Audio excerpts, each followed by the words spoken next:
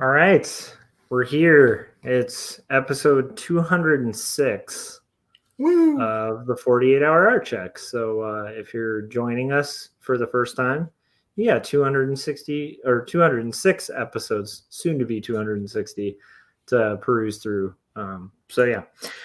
So this is the show where we kind of meet every 48 hours and hold each other accountable to reaching our creative goals. It's kind of a community-based show where we are also encouraging other people to take on kind of accountability situation where if you have a creative project, meet up with a friend, try to do it live, like some public way, so there's public accountability to it.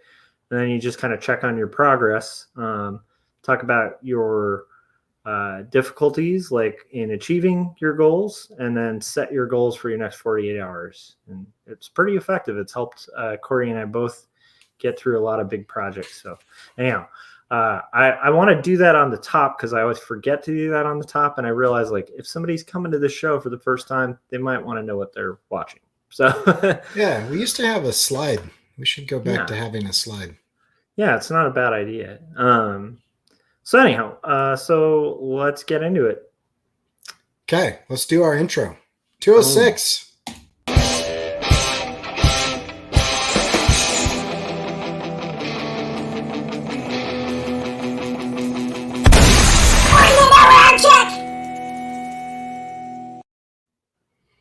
All right. Yeah, I love it. Cool. So should we get into it? What'd you get done since the last art check? I did. I tried a little thing where instead of doing one big long student edition, I broke it up. And so there's a few videos about red flags as one of the students tells a story of a predatory client.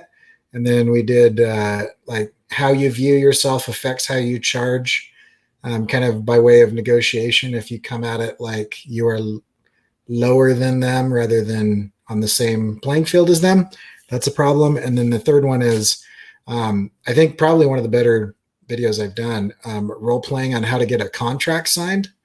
And that was really good. And then I also finished up,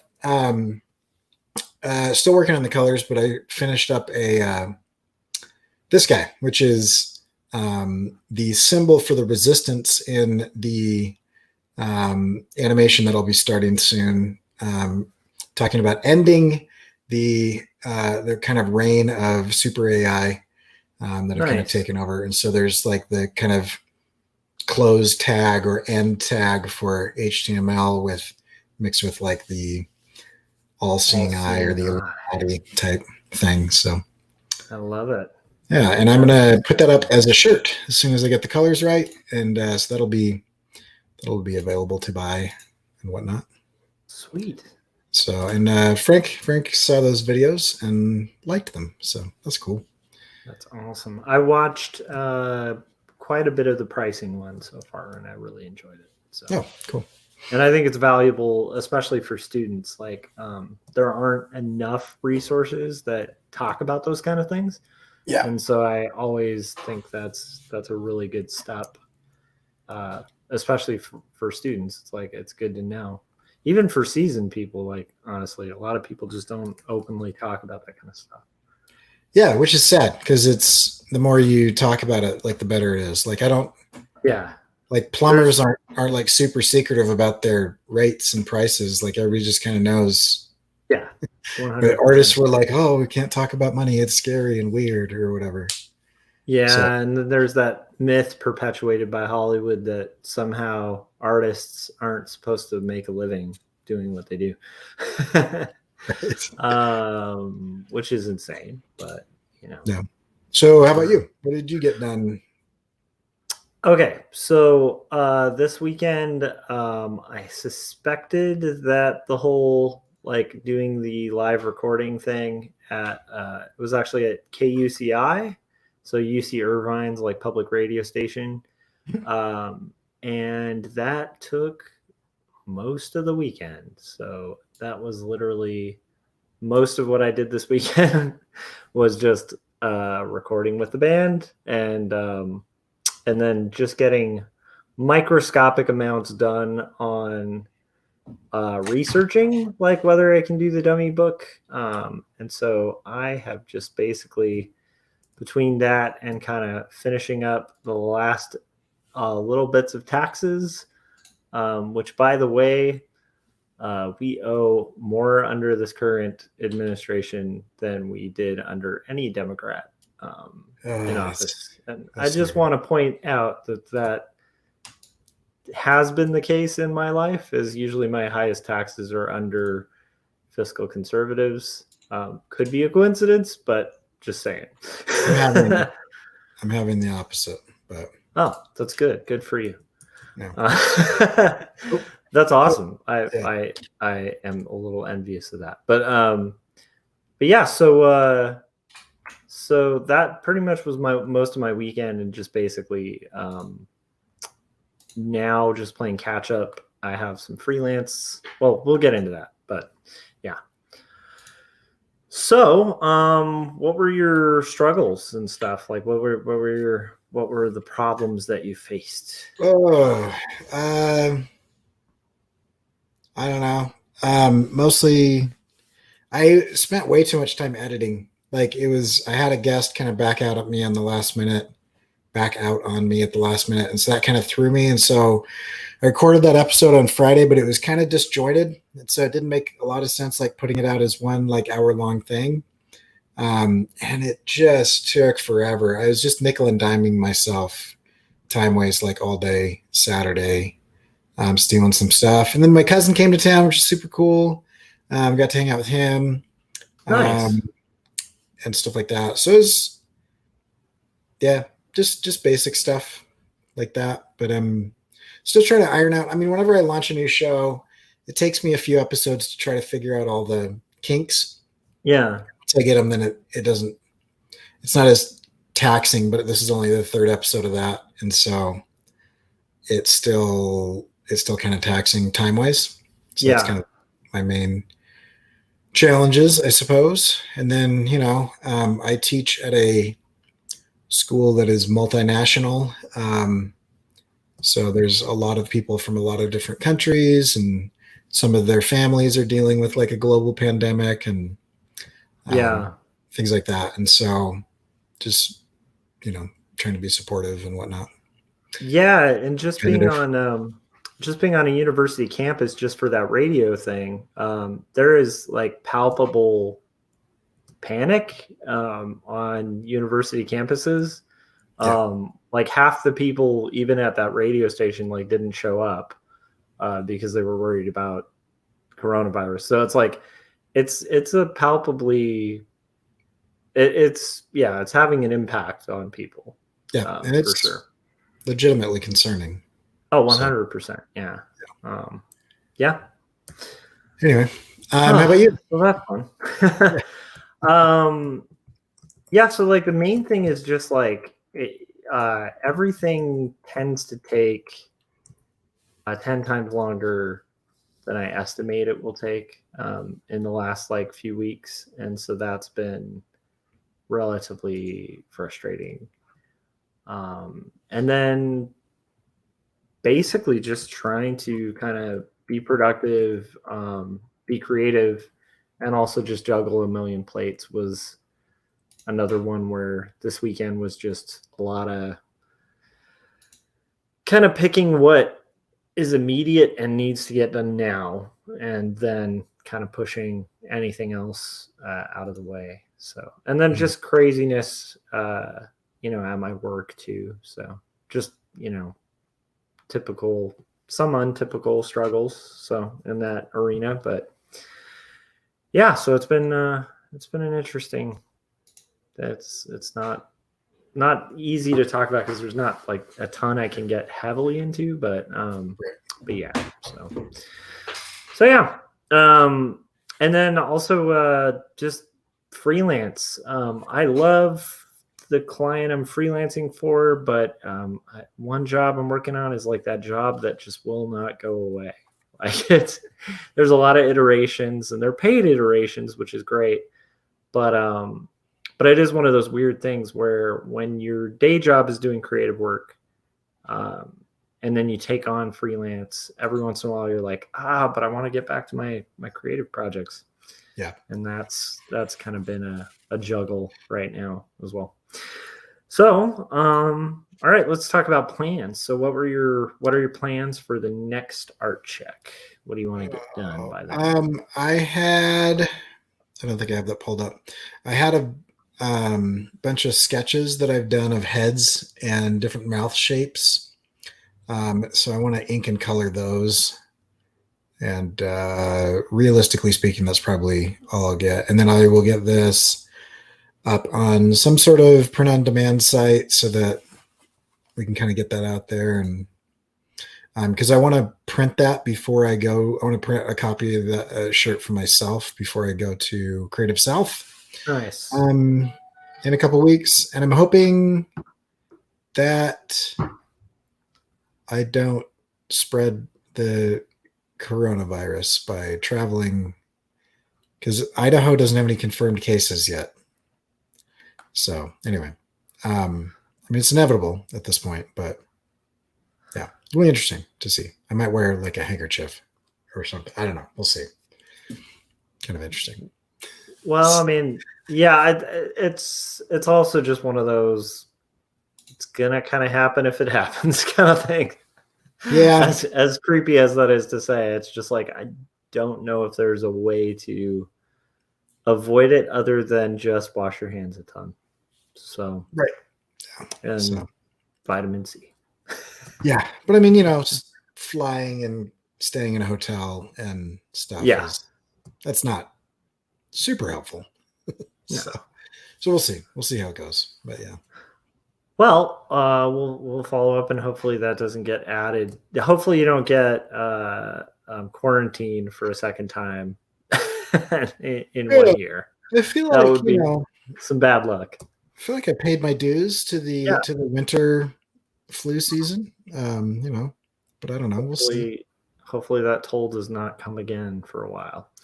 All right. So when is Creative South again? It's coming up. April 1st is when I'm flying out. So I think it's the 2nd through the 4th or 5th. Oh man, that's going to be exciting. Yeah, it'll be fun. It'll be really cool. Yeah, and that's just sounds like a great event. Yeah, it is. It's awesome. Yeah, exactly. That's a sneak peek that Corey might be patient zero at BYU, so watch out. Yeah. But so let's get into kind of a topic. I have a rough idea, and I think this is tread on territory before. Like, I think we've hit this topic. Yeah. But I think there's like topics that will inevitably recur as we keep doing this.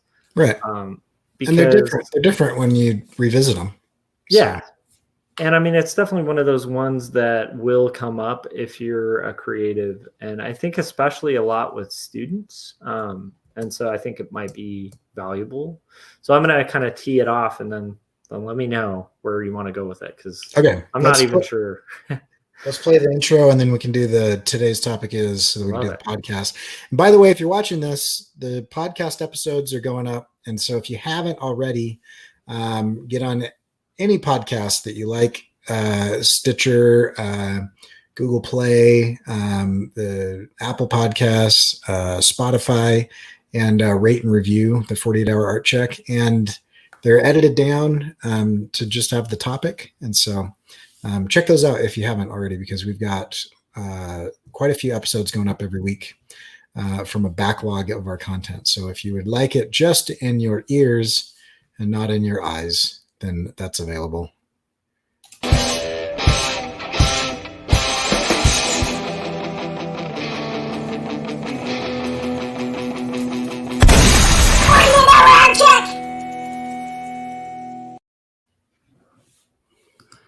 So Josh, you want to kick it off? Today's topic is? I do my, okay, there we go. My screen froze for a second. I was joking with Corey before we got going that my internet connection today is so bad it reminds me of like dial-up AOL. Anyhow, okay. Today's topic is basically the idea of a rising tide raising all ships and what that means for who to surround yourself by as an artist, and especially a young artist.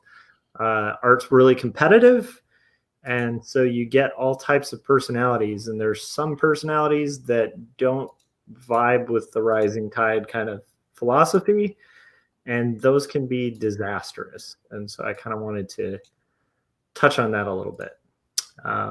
Yeah. Yeah. So as far as that goes, are we talking about like who you choose to surround yourself with, or how you should lift others up, or what's the angle we're taking it today? So I think we can do two-prong, right? Because Okay. I think the two are pretty interconnected. Because I tend to think, and this is a trope, but I think there's some truth to it, that like you kind of mimic and take on a lot of behaviors of the people you surround yourself with. Yeah. Even if you're not like a very easily influenced person, if you're surrounding yourself in an environment that's like full of hyper competitive people, you might find yourself being more hyper competitive, right? If you and this can be really used to your advantage as an artist, right? Like, if you surround yourself with people who are always making stuff, it's gonna push you to make more stuff. Like it, I guess I should say, if you have kind of your head on straight, it should push you to kind of be more creative and kind of do more things as well. But I guess the thing that comes to mind is kind of like undermining behavior in groups of friends or colleagues or anything like that, where like it's kind of given away by like a telltale sign of like there's different types of artists, right? And some are driven by the desire to be the absolute best and kind of a winner take all kind of strategy to art. And so one of the things that can be disastrous about that, right, is with winner take all, it's not a win-win for people. It's not relational. It's kind of transactional. Yeah. And so in scenarios like that, like you can kind of wind up in a win-lose situation with either you winning and everyone in your peer group losing, or you losing and and a person on your peer group winning but everyone else losing, right? It's kind of like there's inevitably some competition to art and stuff like that, but there's a fine line between kind of healthy competition and then sort of like toxic competition. And I guess the thing that comes to mind is like the tell-all is, if you're hanging, like for instance, when Corey and I hang out on the 48-hour Artcheck, right? If Corey has something really cool happen, like he wins an award, you're rarely going to hear me like go, well, that's stupid, like, and kind of belittle like what he achieved. And now you'll also notice like Corey's not like brazenly bragging and like wearing like his awards on a chain and being like, yeah, you guys can't get awards, right? But my point is like I think a big tell with like a kind of destructive personality in art that a lot of students, like I said, this happens a lot to students, will find themselves surrounded by are people who kind of tear you down when you achieve something. And I think that's something to be sensitive to and also be aware of and hopefully cut. And I don't mean you don't necessarily have to cut a friendship, but at least draw a line in the sand about that kind of behavior. because it doesn't lead to a lot of good. I don't know if I'm being very clear on this. I'm kind of meandering. Yeah, so there's the idea of somebody who feels the need to tear other people down to feel like they're bigger. Like if I break everybody else down around me and minimize their accomplishments, then somehow I'm taller. It's kind of the same concept of I'm overweight, so I'm going to hang out with people that are more overweight than I am, and then I will look thin, right? Yeah. In actuality, if you'd like to change that about yourself, then you make changes. And it's kind of the same thing. Like if you are in competition with your friends in a way that makes you feel negative emotions like jealousy or hatred, or you're wishing that good things didn't happen to the people that you are associating with, that's a problem in the way that the relationship is. It's a very immature way of viewing the world. 100%. But if I see something that Josh does, or something that Scott, or something that Kevin or somebody else does, and I'm like, holy crap, that looks amazing, and it makes me want to learn how to do something or improve what I'm doing. Yeah. And none of those people are going to say something like, dude, this is way better than what you can do in this area, and look how cool it is, and look how much you suck at it. Then what's happening is that their effort is raising the tide of everybody else around us in a positive way. And so I feel like there's so I feel like there's this idea of toxicity, right? And so the toxic perfectionism is a term that I like using, because the idea that's very good. Yeah, the idea, or toxic masculinity, or toxic whatever, toxic feminism, or toxic whatever, is when you start mixing something that could be good, or could be a benefit, or could be a whatever, with the idea of, I'm going to turn this towards the negative. I'm going to use it against people. I'm out for my own benefit. I'm going to see what I can do to make this situation better for myself. And a lot of it turns into this idea of viewing other people as objects rather than as people. And so I talk about this with my students a lot, like, let's talk about networking, right? If your idea of networking is, what can I get out of this group of people? Like, who is the most important person to know? And then you cozy up to them to try to squeeze stuff out of them, then that's really toxic, and you're not viewing people as human beings. For example, my cousin knows a very famous YouTuber, is good friends with them. They hang out all the time. He's got 12 million subs. Like, if I said who it is, people would be like, oh yeah, I recognize who that is, right? Yeah. Brandon, whatever. My 10-year-old daughter, as soon as she found that out this weekend, she was like, hey, will you ask him to, do this? And because she's trying to be famous, she's like, she saw this opportunity rather than this person. And so my wife had to say, now, Scarlett, that is not appropriate, right?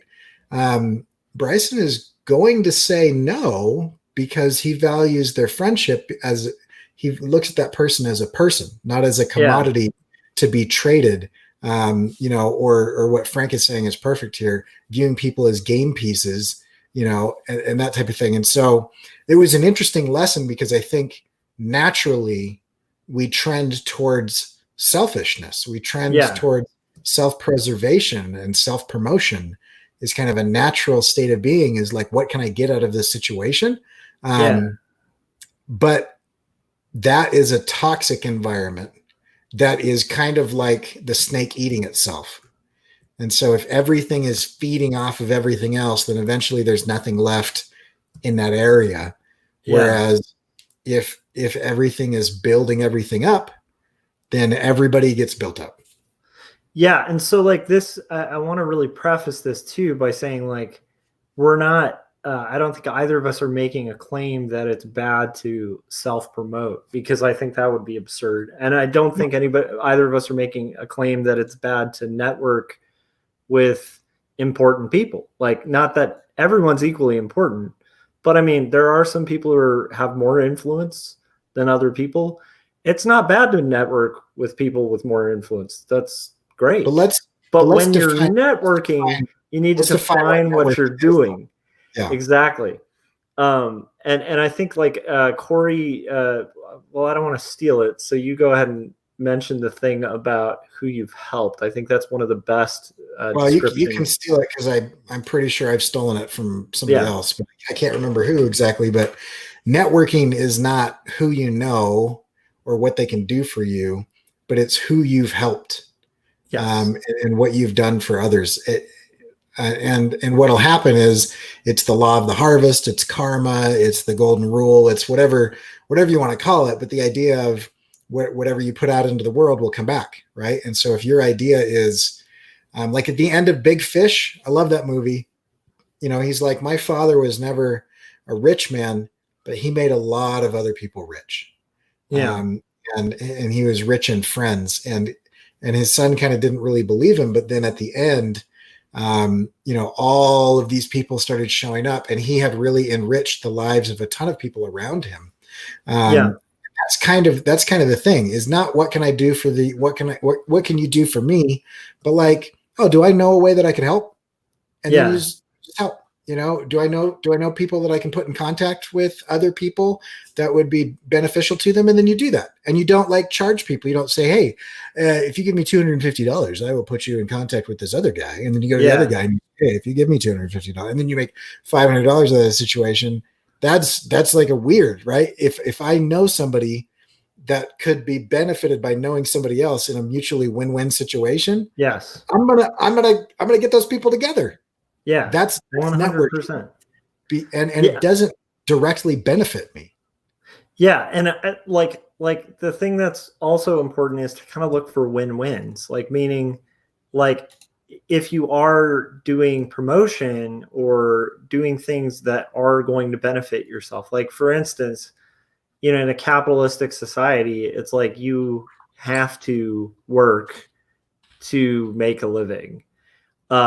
And so there's this difference in mindset. Like, because of that, some people have this tendency to like get towards a kind of scarcity mindset in which like everybody's fighting for limited resources, and it becomes this, like we were just describing, like a very toxic situation where it's like for instance, like I think when I've experienced people like this, when I've had points in my life, like when I was much younger, right, where I've been more in that moment. I love it. Yeah, that's a fair point, Frank. I don't know though. If you're making it work, man, maybe keep that hustle going. But yeah, like, so when I was younger, and also currently where I've experienced this with other people who've had like kind of a crazy hyper scarcity mindset, is there's like this idea of like if Corey says, hey, I got an award for animation, there is a type of personality, and a lot of it has to do with modes of thinking, who will go straight to the mode of thinking like, well, that was a trophy that now I can't get because you got it. And so like there's one wedge of cheese and you just got that wedge of cheese, and it's we're in the cornucopia, and so like now I've got to like murder your pride to bring you out of that, right? And get my edge up or whatever in that scenario. And that's terrifying. Yeah, it's a terrifying way of thinking, and it also leads to like people I've met who've gone down that hole. I mean, there's a lot of commonalities in the results of that kind of thinking. Right. And the idea of the zero sum fallacy is really important here, because that's kind of what we're talking about. The zero sum fallacy is where you feel like there is a fixed number of things, and if somebody gets one of them, that's one less that you could get. And that's not how life works. That's how Yeah, life it works really isn't. on a very small scale. Like I remember growing up as a kid, we have like pigs in a blanket or something. You have like, little hot dogs wrapped in dough or whatever. And I was one Ah, of that's 6 so good. kids. We ate so quickly because there was a limited number of pigs in a blanket and no matter how many my mom made, she could never make enough of those. And we would just wolf them down, like at a speed Yeah. that was dangerous. That's a zero sum game, right? Is Yeah. where if your sibling gets one of those, that's one less for you to have. But when you get outside of a group of people that are all fighting for something limited, like attention or money or jobs, or whatever, that no longer works, especially with money and attention, because let's just a little scenario, right? The U.S. Mint prints a fixed number of pieces of paper that represent $1, but that's not how many dollars are in the economy, right? And so if Yeah. I have $1 and Josh has something that is of value to me, and I say I will give you this $1 for that thing, now he has $1, and I didn't lose any value. I gained a Yeah. thing that is valuable to me, that was more valuable to me than the $1. And then Yeah. Josh says something else that he wants, and he takes that $1 and he spends it somewhere else, and he gains a good or service. And that single piece of paper has now represented several transactions that have added value to a group of people, and Yeah. attention and skill and prowess and networking and all that stuff are not zero sum games. They're in the same way. Like, to a certain extent, Josh's success is my success, and my success is Josh's success. And people in the chats, when they have success, like, we share that success because we're a community and we're a group. It doesn't mean that like we take credit for people's stuff, but like, Yes. I'm excited for what Josh does because I'm a friend of his and I care about his success. Yeah. And it just makes everything better, because when something that is cool is made and recognized, then that just opens doors for other cool things that could get recognized. Well, and here's the thing about it is like once again, the zero sum view of that like would be kind of the cold networking of like, well, if Corey makes it, then he'll owe me, right? And it's like that's not how it works either, right? It's like why I'm invested in Corey doing well is that Corey is like, because we are friends, he's an influence on me. If Right. he succeeds and Scott succeeds, that ups the likelihood of me succeeding. It doesn't mean they're going to carry me there. It just ups Right. the likelihood. It also honestly is just great to see, because when you're in creative environments with other creatives, you want to see light. You want to see people make it. You like, that's kind of the thing that keeps you going as a creative. It's like you want to see brilliant work. You want to see more art.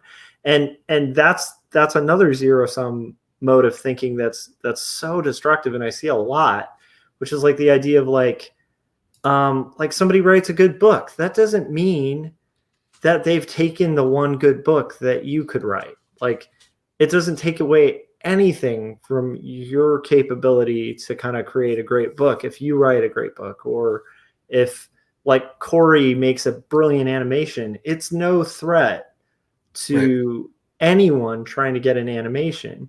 Now, if you guys were at like a job interview for the same exact position, then maybe it is more of a fight, right? But my point is, even in that scenario, you might actually up your odds of one of you getting a job by having that contact and going for the same job. It's a weird thing, but it's like, I think when people think about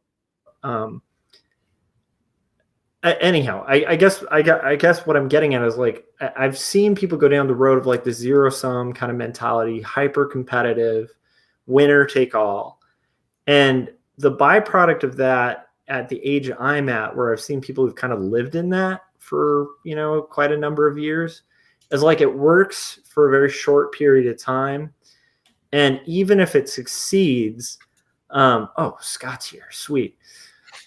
But even if it succeeds, like, you kind of wind up with these common traits of people who've kind of lived in that mindset. One is like list-based thinking, which is like one of my theories on, well, it's probably not unique to me, but it's something you'll see that's a commonality with a lot of mental illness, is like the idea of list-based thinking. Not list-based thinking like, oh, I'm going to make a list of things to do, but more like a list of wrongs, right? So you're making this long list of like every slight against you. So that's one thing that I've seen as a commonality with that mode of thinking. I've also noticed, like, people like that tend to suffer more from depression, and that's not to say that all people who suffer from depression have that mode of thinking, but I'm just saying it might up your likelihood of heading to depression. And also, I think it leads to a lack of being able to enjoy any accomplishment you yourself get, because you're always going to be looking at the person ahead of you and the accomplishments they're getting and thinking, well, why am I not getting that? Right. So it leads to a lot of discontentment in your own status, which, by the way, makes you terrible to network with, because then, like, I think most people have been in a scenario where you're like in a room and there's someone who's so desperate to like just tear people down. And you'll see, like, in a group of artists, like, people wiggle their way away from that. Like, it's just, you can feel it and you want to kind of distance from it, because it's like, it's sort of like a rising tide raises all ships, but someone who like wants to sink is going to drown anyone who's trying to like pull them out of the water. They're just going to bring you right in. And so that's like it's just, I think it's something important for people to remember, because I have noticed this with especially people around my age. Like, I've noticed it just really, that kind of mode of thinking sort of start dragging people down. And I've noticed something else as I've watched people kind of try to do stuff. Like, most people in their 20s haven't quite figured out life yet, right? And it takes, especially early 20s, takes a few years to kind of like figure out who you are and whatever. One thing I've noticed is, if the more that you can relate to somebody who succeeds, the more likely you are to succeed. And so if I show my students a bunch of 35 to 45-year-old professionals who are making amazing stuff, their reaction is kind of like, cool, people can make amazing stuff. But if I show them, like, here's some incredible stuff that people made last semester. And then I specifically tell them, these people knew exactly what you know at this point in time in the semester. They had as much experience as you have, and the same challenges and the same lack of knowledge that you've got right now when they started this project, and yet they were able to do it. Then it becomes different, because then it's like, somebody who's like me was able to make something cool, right? And so that's where kind of this rising tide comes in, is if I can relate to people that are able to accomplish something awesome, then it's not some disassociated other that is able to do something cool. It's somebody like me. And so if somebody like me can do it, then I can do it. 100%. And I think, like, the other key to it to kind of remember is, like, that strategy, that the analogy I was bringing up. Oh, by the way, I do want to cut in and say, so Scott's joining us. There was only confusion because, like, his state does not have the crazy time change that we have. So we had a time change and Scott didn't, and I didn't communicate that to Scott. So that's kind of more on me. But anyhow, it's good to have you, Scott. Thanks. Yeah, I was at a drink and draw, and I was like, I was just driving to get home in time to do it, and I had no idea that the time switched over. So, and that's now I got to figure out what to do, because I don't know if I can continue to go to these drink and draws, because it's like, I think it's the second Monday of every month or whatever. So, but you should go to the drink and draw and just come on Wednesday or something. Yeah. Oh yeah, I could probably do that. Yeah, we'll work around it, dude. Also, my situation changed a little bit. I'll have to talk to you guys about it. But anyway, kind of off the air. But yeah, so I completely agree that if you can see success in people that you're like, and I am Hank on Instagram. Is Scott and I a buddy of ours? You should go check out his work. He gave a talk. He's a black dude, and he's like, representation matters because, like, growing up, I didn't see anybody that looked like me or had my background that did any of this stuff, you know, and it's hugely important. If the only thing that you see is a bunch of like old white dudes doing stuff, then you're like, well, I guess I have to be an old white dude, and there's only so much of that I can control.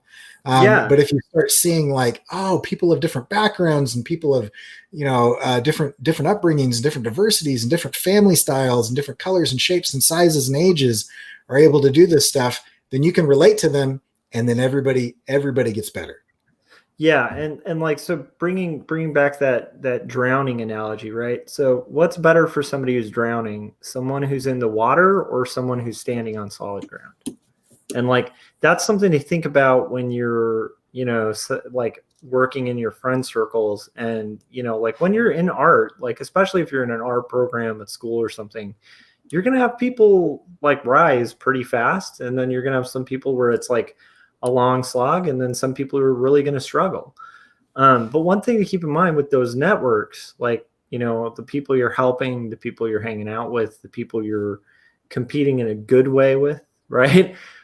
Is that if they're on solid ground, like if their career is rising, that benefits everyone, because it could actually be the thing that saves you when you're drowning, right? Like it's like for instance, like, you know, I don't know. Like I think on a note of like money, it's like, it would be a shame if like you let's say you lose all your money and you have no friends or family with money.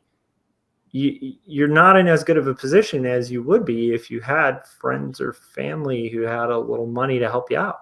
Like it's just it. And if you think of like currency in the sense of social currency or like job connection currency, like that kind of stuff is a lot of the times more valuable than monetary things. So it's like, I just think, I don't know. It's interesting because I have noticed, like I said, it's different personalities, but usually when I meet people I admire a lot, they're really big on the making things about others thing, which is kind of an interesting thing. But I've been kind of rambling, but it's just I think a good thing to kind of keep in mind, because like both things can work as fuel, but there's some fuel that like burns a lot faster and gets a lot less reward at the end, you know? Yeah. It's kind of, we've talked about this as well, the law of diminishing returns versus the law of increasing returns. The law of diminishing returns is at a certain point, you're going to put more effort into something than you get back and is worth it.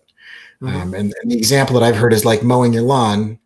The first time you mow your lawn and you go north to south, you're going to get the most return out of that effort. The second time that you cross-cut it east to west, it's going to get slightly better, but, you know, maybe you get like 95% on the first pass, and then you get 3% on the next pass. And if you like diagonally cut it like a third time, you might get another percentage point. And if you're not like maintaining a golf course, like at some point in time, you have to ask yourself, like, is this effort that I'm putting into this thing worth the return that I'm getting? And negativity and toxic competition are like that. They're a law of diminishing returns. You can get some motivation and you can get some benefit out of that type of behavior.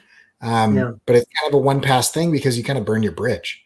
Whereas positivity, law of increasing returns, is interesting because it's a little bit of a ramp up towards the effect, or what in marketing they call a long tail strategy, where it takes a little longer to reap the rewards, but the rewards last longer and increase over time. And so if you're one of the type of people that puts negativity out there, you can burn bright and fast and then burn out as you burn everybody around you. But if you're the type of person that is supportive and is raising those that are around you, you might not get immediate results from that. but you will get results, and then they will begin to compound interest over time. And that type of activity continues to increase, and there's no cap to that. Exactly.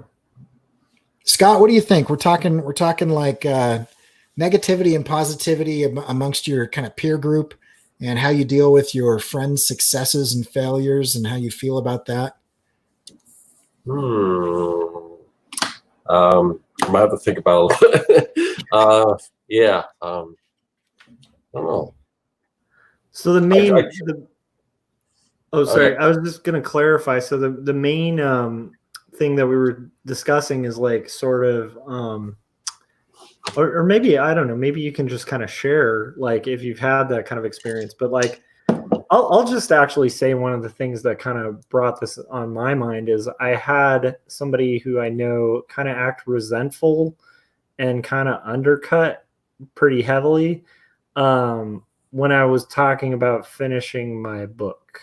Okay. And it was just kind of a huge, like, it was pretty clear it was like driven by kind of like a, well, why don't I get a book kind of attitude? And it's like, well, you didn't invest 5 years and like every night of the week into doing it. So that's why you don't get a book, you know, like it's just a weird experience. But I've had that kind of experience before when you're creating.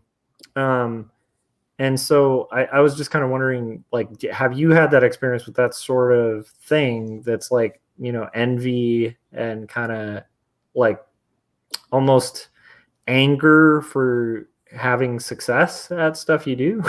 And while you're thinking of that, Scott, Frank has an interesting comment. That's how I felt when I heard about Josh writing his book. I thought it was great that somebody was doing a book about faith and mental health, and that it was somebody that I could relate to. And so kind of the opposite of that is seeing that, oh, somebody did that and I can do that, rather than, oh, you've got all this success and I don't get any of it. So it's kind of an interesting little thing. So anyway, just wanted to pull that comment out. Well, I mean, I think as far as, you know, as far as work and everything goes and my career, I try to surround myself with positive people. And I mean, now friends of mine that have nothing to do with, you know, what I do for a living. And sometimes I do have friends that kind of are pretty negative. They have other other redeeming qualities that kind of make up for it. So, but you know, sometimes it's just like, it's like I've got one friend that's just you can't have a worse day than him. It's impossible. He's like he's like, he tries to one up or one down you, I guess it would be.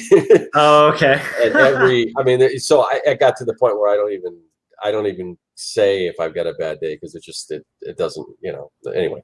So that type of thing. But like I said, this friend of mine has other really good qualities that make up for that. But as far as, you know, obviously I you know, hang out with you guys, and you know, and people in the community are usually pretty positive. But you know, and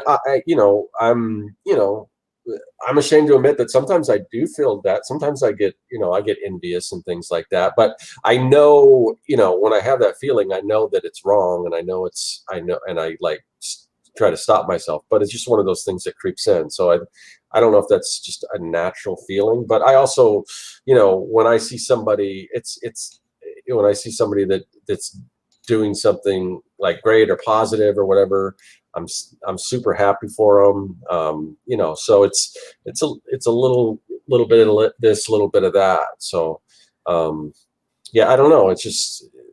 Yeah, I'm glad you mentioned that though, because I don't think, like what we've been talking about too, I don't think all of that kind of like rising tide raises all ships kind of thinking is necessarily your first instinct as a human being. Right. Yeah. And so I do think, like, I mean, obviously, like if you really want something in life, like you really want to be a great artist, you're going to have moments of looking at great artists and like feeling envy, you know? Yeah. Feeling some jealousy, and like that inevitably, like honestly, I mean, I've had some friends get huge in art, and I have had moments of like, I'm kind of jealous. I'd like to have something like that happen, right? Yeah. But it's like that's where like this kind of thing is really important because it helps you center yourself to a more positive place where you can build up your friend and maybe support your friend or like the people you know who are succeeding, because like it's not like all life problems go away when somebody has like a modicum of success. In fact, sometimes they can compound. So it's like, Right. if you know, but I'm glad you mentioned that. Like it's something that occasionally rears its head for you, because it totally is for me too. Like I wouldn't pretend to have like totally overcome that, you know? Yeah, and going back to what you were saying before about the person with the book and like, well, why do you get to have a book? And well, because you put in the time and everything. But I think there's sort of a flip side of that, whereas, you know, take for instance YouTube. You know, I spent a lot of time on YouTube. I've been doing this for what, over you know, at least 6 years, posting, you know, pretty decent, highly produced videos every single, you know, week, at least once a week, if not 3 times, if not 5 times sometimes, and you know, and trying to do everything I you know, everything I can to really do this right. And you know, I mean, I you could probably look at what I'm doing and you could say that I'm, you know, if I've been doing this for that long, everything's relative. I mean, I know, but I mean, but I put in a lot of time. And then there's some people, you know, they can go on, and, you know, and maybe not do as much work as I've done and find a lot more success a lot quicker. Yeah. So there's also that. I mean, there is, yeah, you can put in the time, and if you're not putting in the time, you don't really have a right to kind of be like, well, why don't I get to have this? But if you do put in the time, and if it's just, you know, sometimes it's just doesn't happen like that. So I mean, in some of those cases, I am like, geez, man, I'm doing a lot here, and it doesn't seem to be paying off. But you know, yeah, and I get that too, because it's like, you know, while I'm finishing a book, it's like I know, you know, there's some cartoonists who like at 18 are getting Eisners, you know, so it's like, you know, and book deals very quickly, and it's, you know, but the thing that I guess we're getting at is like that can be the comparison game, like we just kind of went through a little bit.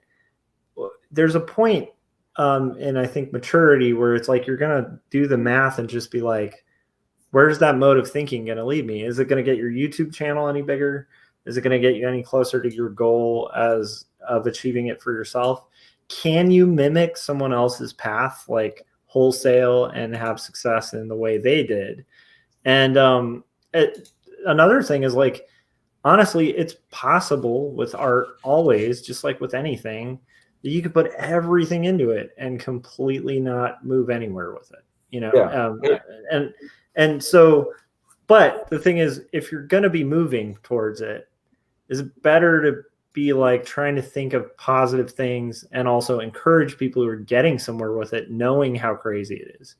Oh yeah. Yeah. And, you know, negative path. And that's what, like, I'm mainly bringing that up because that's what I remind myself of when I get in those moments of like, well, why does that 18-year-old like have, or that cartoonist isn't that good, but they blah, blah, blah. Right. Like those kind of thoughts totally happen, but it's like how you kind of react to the like those thoughts that I think dictate sort of, because like Scott, you're not like a highly bitter person, you know, and people who like live in that modality of thought that I've met are not generally very happy. You know, I don't know if that makes sense. Yeah, but I can see how they can go down that path because it's tempting sometimes. And I don't want to come off as ungrateful or anything like that. And also, I mean, I understand that I'm in a position, I'm in a kind of a somewhat unique position where I get to do kind of what I love for a living. And, you know, I mean, I'm not like some wealthy dude or something like that, but I don't care because I get to do what I want, you know. And if I worked, you know, a regular job, I would be living for the weekend so I could work on my art. So, you know, I mean, I understand that there's artists way better than me that aren't able to do that. So, you know, you could flip it around. So, I mean, I think it's all putting everything in perspective. So Yeah. when you do have those feelings, like me with like a YouTube thing, I can look back at something like, well, hey, I'm kind of doing what I want, what I love and everything. So, I mean, you know, it kind of evens things out, you know. I think that's actually a really key point too, because I think one of the counters to that kind of negative mode of thinking is exactly that, like kind of looking at what you do have. Because in general, like if you're looking, like, I don't know, and to me, it bums me out when I see artists go down this path, because I live in a suburb and there's neighbors that, like, you know, somebody gets the new fence and then the person across the street's like, oh, I need a bigger fence. And then like, they're like painting fences and like glaring at each other. And I find it really absurd, because I'm like, our house is pretty like beat up and I'm pretty happy with having a house. Like, I'm just cool with having a house. Like at this point, I'm thankful that can even happen. But I feel like I actually feel thankful that I'm not like that with my neighbors. Like I don't care what their car is. You know, like seeing their car doesn't make me want to get a better car. But I see that all the time with like non-artists, like professionals and corporate types, where it's like, my yacht's bigger, you know? I feel like with artists, we should be above that, like, or try to be above that. Because what we're trying to do, obviously we want to make a living, but I don't think any of us got into this for like, you know, like, I'm going to do this so I can have the biggest yacht, you know, like, I don't know maybe anyone. Josh, who are you hanging out with? I literally don't know any artists who have a yacht either. And actually, if they did, I'd be like, that's just, well, we could get into that, but like buying a boat is not a good investment. The thing is with boats, you don't want to own a boat. You want to know somebody who owns a boat. Yeah. You never own a boat. You just basically sink money into it. So,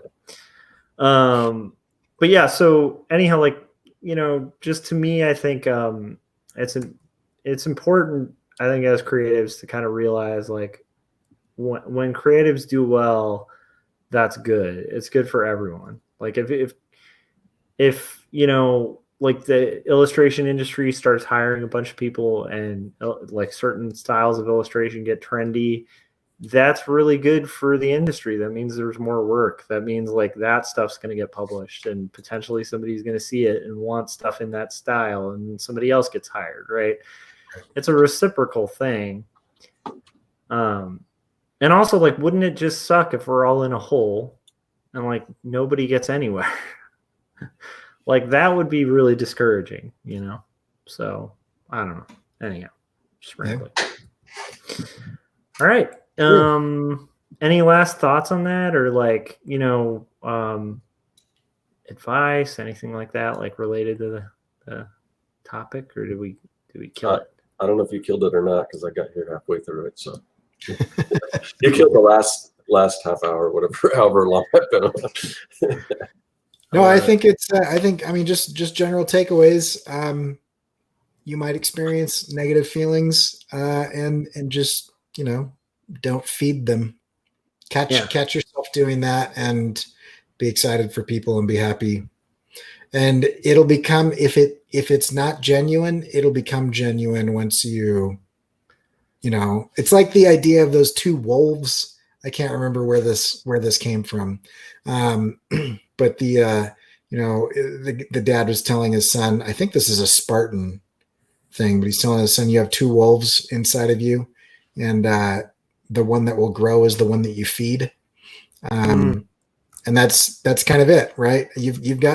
We are dual natured in our humanity, in that we are selfish creatures, but we are also social creatures. And so if you feed the social side of your creature by being supportive and lifting other people up and being excited when other people succeed, then that will become natural to you.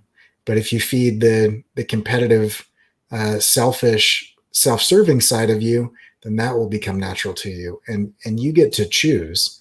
every day who you are. And it's kind of like that idea of, that idea of, you're an artist today if you drew something, you're a writer today if you wrote something, and you're a good person who is a good friend if you experienced and tried to experience good emotions about your network and your friendships, and vice versa is also true. So yeah, right. and basically, just you want to have people surrounded, be surrounded by people who will celebrate your victories and mourn with you when you're, going through tough times. I think that's kind of the key. And if we want that in other people, we got to try to kind of project that ourselves as well. So, yeah. Cool. All right. Well, with that said, I guess, you're on my channel. So if you haven't yet, hit subscribe, hit that bell. That'll notify you when we're about to go live. And you can also check out my comic at quarterlystories.com. And you can check out stuff similar to what I'm freelancing right now doing on joshuakemble.com. And Corey, where can everybody find your awesome work? You can find me at CoreyKerr.com. And a couple people in the chats have mentioned that they've already watched this stuff. But if you haven't watched my new series, Illitalk Student Edition, there's a few videos out. Some of them are longer, some of them are shorter. Go watch it and leave a comment, because I want YouTube to know that that's quality content. And I'd love to know what you guys want us to talk about on that show as well. So CoreyKerr.com, and you can always go to CoreyKerr.com/videos to kind of find any of that stuff. Yeah, I've been watching it and I'm digging it. It's just cool to kind of see you in your element. Like, cause I see you here talking to me, but I've never really seen you in front of a class and like you're talking to your students and everything. It's pretty cool. Right. It's fun. I like teaching, and students are cool. It's a fun age. One of the main things that I noticed about teaching is when I first started teaching, I was like, oh, this is people before they get burnt out and jaded and horrible. They're still excited about life. It was so invigorating to be around that age group again, because I got really sick of old, crusty, nasty, negative people who just were done, just waiting to die. It's just like, holy crap, man. And so, I do love students. And the other thing is, I don't remember being as a student as some of your students when I was that age. They're sharp, man. Yeah. They're sharp. And I mean, this is a group that is actively choosing to do something they're not required to do by coming on the show. Mm-hmm. And so they kind of like self-select. The people that are on there tends to be, and maybe I'm a little biased, but the people that are on there tend to be a little bit higher quality, just because there's no benefit to them other than to have a conversation. And sometimes they're pretty vulnerable. There was an episode where there's a girl that just talked about how she made a bunch of mistakes in onboarding this client, and how it went bad and how she got taken advantage of. And saying that publicly on the internet is kind of scary and embarrassing. But I mean, to her, everyone does. Everybody does it, and to her benefit, I think, understanding that that's not something to hide, that's something to broadcast and learn from. Learning that early on is good. So it's a fun group, and there's 2 or 3 more people every time we do an episode, and so I really think it's gonna be good. So that's exciting, man. Yeah, Scott, where can we find your stuff? You can find me at circworks.com. Got the comic maker toolkit up there, comic maker starter kit. And my book series on Amazon. I don't know if we get a link to that, but these things here. Got these blank comic book panels and all kinds of cool stuff. Character design templates. So cool. Sweet. Cool. So with that, thanks to everybody who joined us in the chats. And honestly, I would actually reiterate what Scott said. That's great about our community is I don't see a lot of that kind of toxicity in this group, which is cool. And that includes everybody in the chats. So, all right. Let us know how you guys deal with toxicity and like with, basically scarce resource kind of mindsets, and in the comments. I'm kind of curious, and we will see you guys next, I guess, on Wednesday. So bye. Wednesday.